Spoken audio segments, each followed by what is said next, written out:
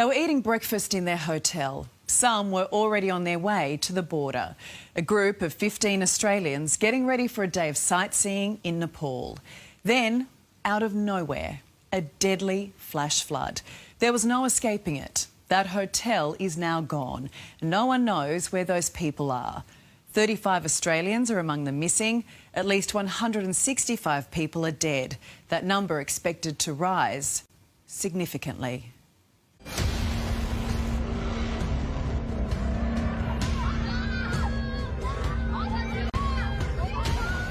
I thought that I lost everything, almost like a collapse. We are urgently seeking to confirm the welfare and whereabouts of Australians.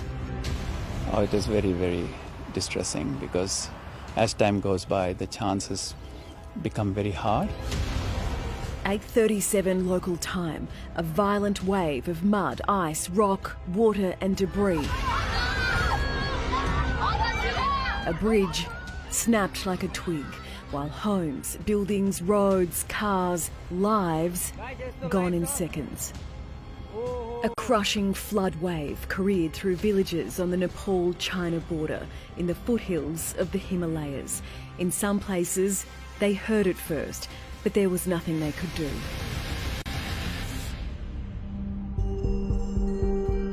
Among the missing Australians, 15 people travelling with Himalayan Glacier Adventures, including 11 and 14-year-old brothers Ashwin and Arush Muralidharan, and husband and wife Krishna and Umesh Sharma, Chitra Ventrakaman and Ventrakaman Balakrishnan, and the Iyer family from Cherrybrook in Sydney's northwest. Father Sridharan, mother Lakshmi, their two sons Rishabh, 24, and Rudra, 20. Very excited. They were looking forward to this. And in fact, Sridhar was encouraging all of us to go. Close friend Manoj Dharmaratnam says the group was on a spiritual journey to Tibet. Oh, they are very lovely people. The two kids are academically oriented. Both of them are doing medicine. Oh, I do believe in the divine force, and I'm hoping that they will be fine. Sagar Pandley is the founder and CEO of Himalayan Glacier Adventures. He's flown over the hotel where some of the tour group would have been having breakfast when the floodwaters hit. He says the building has been wiped out. And I went near to the hotel's location where they stayed, and hotels is all crumbled. It was like 4 and 5 story building, concrete buildings, right? And that is all flat. Manny Panaru lives in Perth. He grew up right next to the impact zone. For hours, his brother was among the missing. I can't believe, and last night I couldn't sleep at all. He managed to run away from there and came to Kathmandu. I thought that I lost everything, almost like a collapse. My brother attempted to call me several times, but because of the bad connections, and he was in the affected side, so he couldn't reach me. And there are so many people still missing, Manny. One of my wife's best friend was there, who is still missing. We don't know whereabouts of her. We don't know. We are praying for her. It is very difficult to connect there because there is no electricity, there is no internet, there is no any road connectivity. World Vision is desperately trying to get help into the worst affected areas. Dhruba Gurmachan is in Kathmandu. Amid the devastation, there are stories of survival. There is one high school, and head teacher was informed only 10 minutes before the flood, and he managed to rescue all the children. And more have been rescued. In the safety of a front-end loader, an elderly woman flanked by her rescuers, she's not letting go. This man, coated in mud, pulled from his small home deep in muddy water.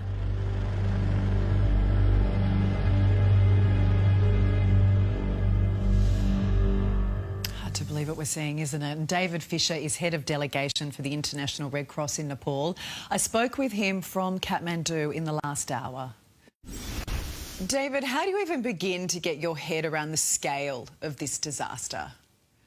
like many disasters, the information that we have right now is very, very sketchy. And it's in large part just because of the nature of the disaster itself and where it happened.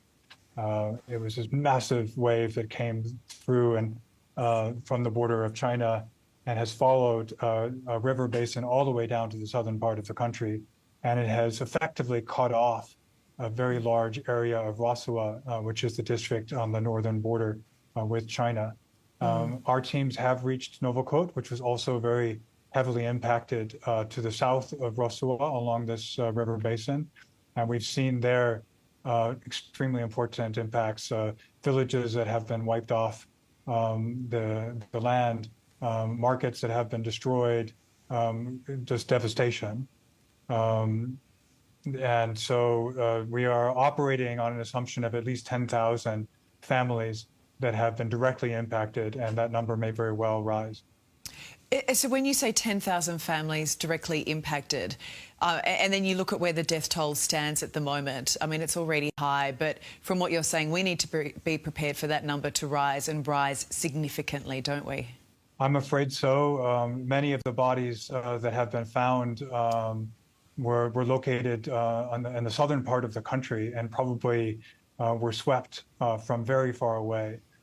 So a number that have not been retrieved is probably still substantial. As you've probably seen from the video, that there are some areas where this wave passed through, in particular right along the border with China, where there's simply no escape. It's just a very, very steep canyon with mountain face on both sides, the river and the road. And so it would be very difficult with the size and the strength of the waves that came through for many people to have escaped. It's not like that, of course, the entire length of the river basin. And so we're hopeful that the numbers won't be too high, but we really can't say for now. 35 Australians are among the missing. I mean, we have a lot of worried family and friends back here, as I'm sure you understand. Can you give them an idea of what's being done to locate their loved ones? I can tell you that the Nepal Armed Forces have been making many missions into the otherwise inaccessible areas of Rasua for rescue purposes. Our team has only today been able to join one of those helicopters and to start doing some of their own assessments in that area. It's our strong hope that most of these tourists were climbing up the top of the hills, where we hope very much that people were safe from the biggest impacts of the water. And look, you look at where it is. It is remote. It's really difficult to get to. I mean, you've got no communication, which is a problem. Is there anything working in your favour with this search at the moment?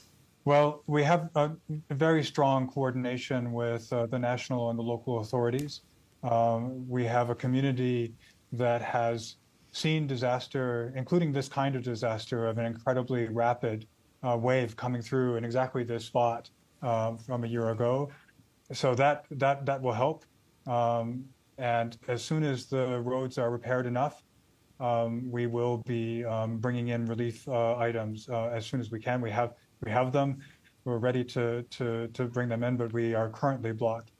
Look, I mean, you have a job to do, David, but it must affect you seeing that devastation, you know, the videos of people running for their lives and then just seeing this ferocious wall of water and debris overrun them.